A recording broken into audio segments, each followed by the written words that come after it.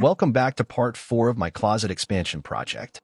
I removed the old door and frame and am going to reattach it to the enlarged closet. I took the door frame and marked the location of the hinges on the stud wall. Now we are going to make a level surface to attach the hinge side of the door frame. I nailed 2 shims to the top hinge location. I nailed 1 shim to the middle and bottom hinge locations.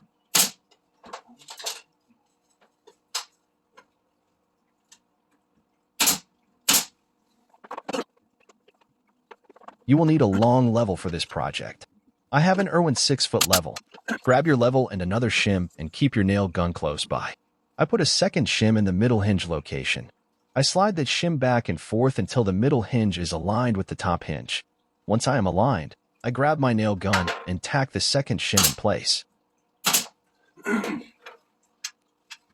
Now I repeat the process on the bottom hinge location. Because I built the wall from scratch, it was pretty easy to get this side of the door frame vertical. If you're working on an existing wall, you might have to do more back and forth.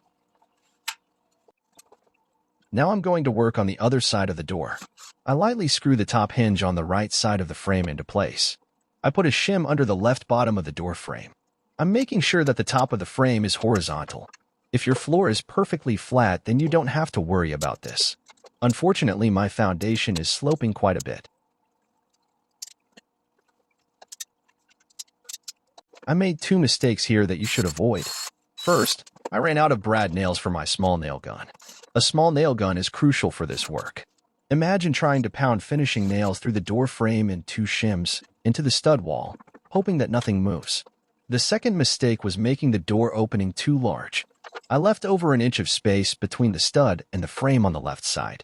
It's hard to see, but I had to attach small pieces of 1x3 lumber to the stud, and then add the shims. Unless your door opening is not square at all, you should aim for about a ½ inch of space between the door frame and stud on all sides.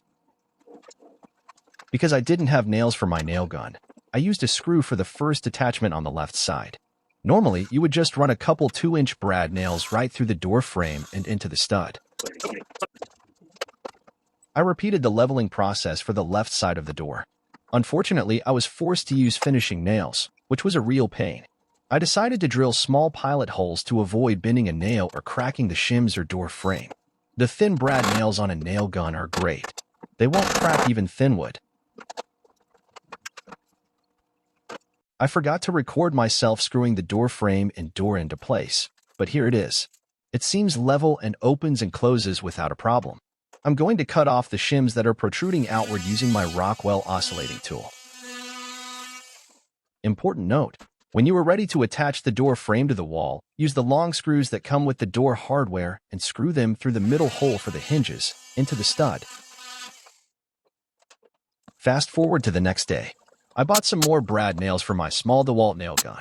Just to be safe, I redid the shims on the left side of the door frame. I'm using my 6-foot level to check that the frame is still vertical, but it wasn't a problem since the stud walls that I built were nice and square.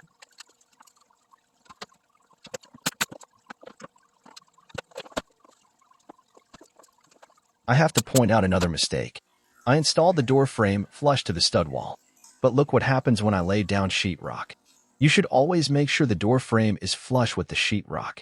Stay tuned for the next videos, where I do a bunch of electrical work, then drywall the closet.